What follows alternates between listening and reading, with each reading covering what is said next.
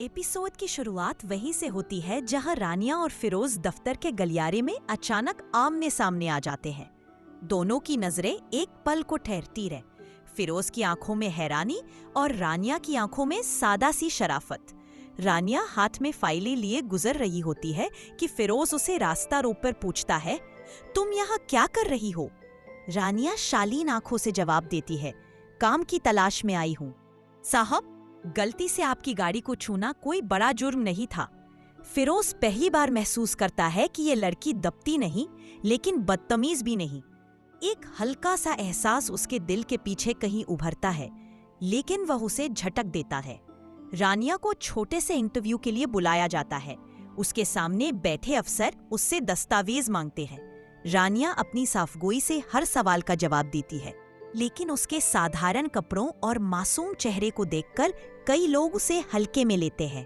तभी बाहर से फिरोज शीशे के पार उन्हें देखता है। उसके चेहरे पर एक अजीब सी सोच उभरती है। ये लड़की डरती क्यों नहीं? हर वक्त इतनी मुतमईन कैसे रहती है?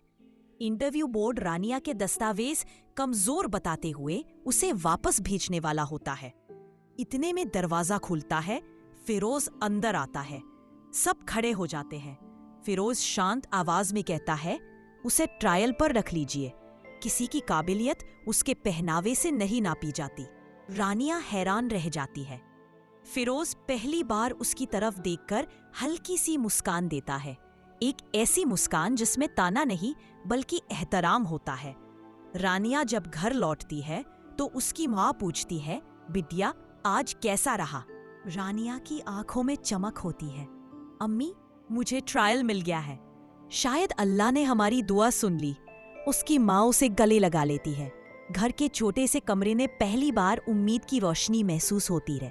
उधर फिरोज के घर में उसको माँ फिर वही शादी वाली बात छेड़ देती है। बेटा, उम्र निकलती जा रही है, किसी अच्छी लड़की को पसंद कर लो। फिरोज चिढ़कर जवाब देता रहे, अम्मी, शादी कोई मेला नहीं जहाँ पहली लड़की को चुन लूं। मुझे ऐसी लड़की चाहिए जो बनावटी ना हो। उसकी माँ हल्का सा मुस्कुराती रहे, तो क्या मिल गई तुम्हें कोई ऐसी लड़की?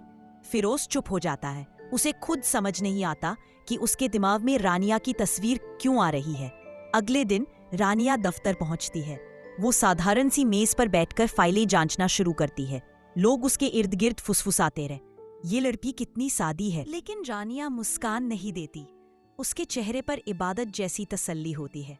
तभी पीछे से फिरोज आता है। रुक कर कहता रहे, अगर मदद चाहिए हो तो बेझिझक पूछ लेना। यहाँ के लोग अक्सर नए लोगों से न खुलते हैं। रानिया सिर झुकाकर कहती है, शुक्रिया, आप बदल गए लगते हैं उस दिन से। फिरोज एक पल रुकता है। उसे महसूस होता है ये साधारण लड़की उसके सख्त दिल में कहीं ना कहीं जगह बना रही है। दिल में उठता पहला एहसास एपिसोड के आखिर में दिखाया जाता है। रानिया दफ्तर की खिड़की के पास बैठी शाम का सूरज देख रही है। वो दुआ करती है, ऐ मेरे रब, मेरी माँ की खुशियाँ पूरी कर दे। और दूसरी तरफ फिरोज अपने कमरे में अकेला बैठा बुदबुदाता है। ये लड़की आखिर है कौन और इतना क्यों सोचने पर मजबूर कर रही है? धीरे धीरे स्क्रीन काली होती रहे।